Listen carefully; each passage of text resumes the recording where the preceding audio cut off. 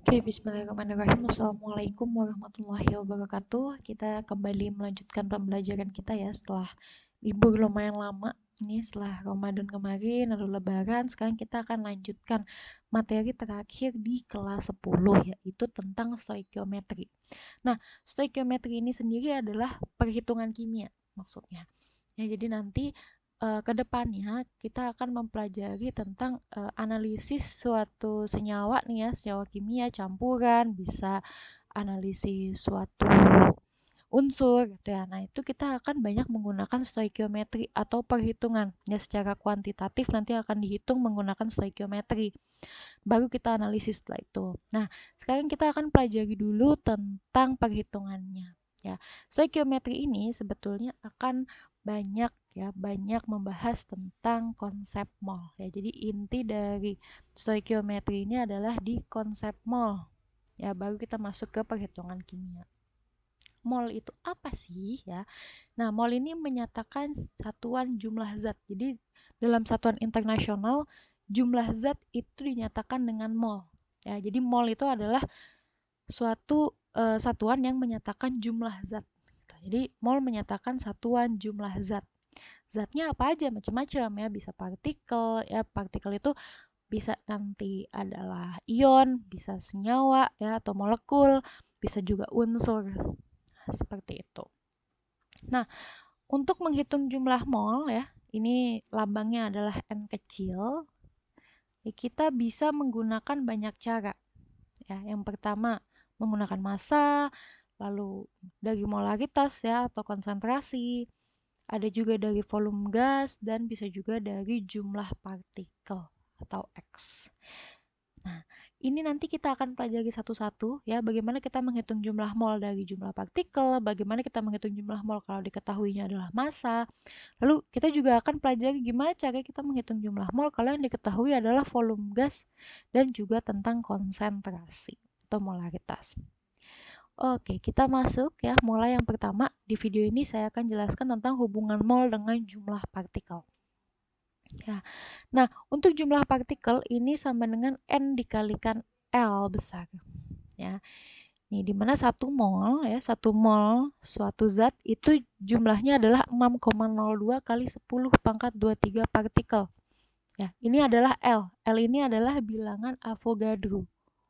Ya. L besar ini adalah bilangan Avogadro. Nilainya berapa? Nilainya adalah 6,02 kali 10 pangkat 23 partikel. Nah, berarti dalam 1 mol zat terdapat 6,02 kali 10 pangkat 23 partikel. Nah, bayangkan ya kalian, itu dalam 1 mol zat ternyata jumlah partikelnya ada segitu. 10 pangkat 23 lah, itu udah bukan juta, bukan miliar, bukan triliun lagi ya. Tapi 10 pangkat 23. Makanya kita gunakan order karena saking banyaknya. Nah, partikelnya di sini bisa dalam bentuk atom, molekul, atau ion. Tadi saya sudah sempat jelaskan ya. Jadi apapun itu, misalnya 1 mol ion Cl-. Nah, berarti dalam 1 mol ion Cl- itu ada 6,02 kali 10 pangkat 23 partikel ion Cl-. Nah, tergantung nanti partikelnya itu apa. Ya, ada atom, ada molekul, ada ion. Itu bisa semuanya sama. Oke, lalu nih ya, contoh-contohnya nih bisa kita lihat di sini 1 mol Cu. Ya, ini untuk yang atom. Sama dengan 6,02 kali 10 pangkat 23 atom Cu. Tapi kalau H2O karena dia senyawa, berarti yang ada adalah molekul H2O. Nah, kalau untuk Cl- berarti ion ya. Kalau yang ada muatannya itu berarti ion. Berarti 1 mol ion Cl- sama dengan 6,02 kali 10 pangkat 23 jumlah dari ion Cl-nya. Ada segitu banyak ya. Lalu bagaimana kita menghitung molnya? Nah, berarti ketika kita menghitung mol ya, mol suatu zat jika diketahui adalah jumlah partikel, kita gunakan rumus ini. N sama dengan jumlah partikel per L atau per bilangan Avogadro ya. Di sini ada keterangannya. N kecil itu adalah jumlah mol. Sebentar. Ya, satuannya mol. Ini molnya MOL ya, bukan MALL ya. Ini mol. Lalu L-nya adalah bilangan Avogadro, itu 6,02 kali 10 pangkat 23. Oke, selanjutnya kita kerjakan contoh soal. Ya, nih yang pertama. Tentukan jumlah mol dari 1,204 dikali 10 pangkat 24 molekul H2O. Nah, kita cari ya di sini mol H2O sama dengan jumlah partikel ya. Jumlah partikel per L. Sorry, ini nggak lurus. Ya, langsung aja kita masukkan di sini angkanya 1,204 kali 10 pangkat 24 per 6,02 kali 10 pangkat 23. Oke, ini nanti kalian silakan hitung ya menggunakan kalkulator. Ini 1,204 bagi 6,02, ini hasilnya adalah 0,2 ya. Kalau ini 10 pangkat 24 dibagi 10 pangkat 23, ini tinggal kita kurangi saja. Jumlah pangkatnya ini tinggal 10 pangkat 1 ya, berarti 0,2 kali 10 sama dengan 2 mol. Nah, seperti itu. Tinggal kalian hitung aja. Ini untuk perhitungannya kalian dibantu dengan kalkulator boleh, tapi baiknya kalian belajar juga kalau kalian harus menghitung tidak menggunakan kalkulator, karena nanti ketika ujian kalian tidak diperkenankan menggunakan kalkulator.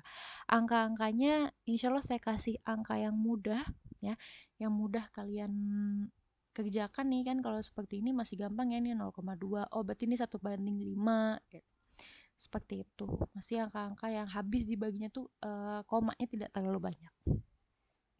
Oke, itu contoh soalnya. Selanjutnya silakan kalian kerjakan soal latihan ini ya. Nanti kalian kerjakan di buku catatan kalian, lalu nanti dikumpulkan ya. Ini ada 2 soal. Yang pertama ada kalian harus menentukan jumlah mol ya jika diketahui jumlah partikelnya.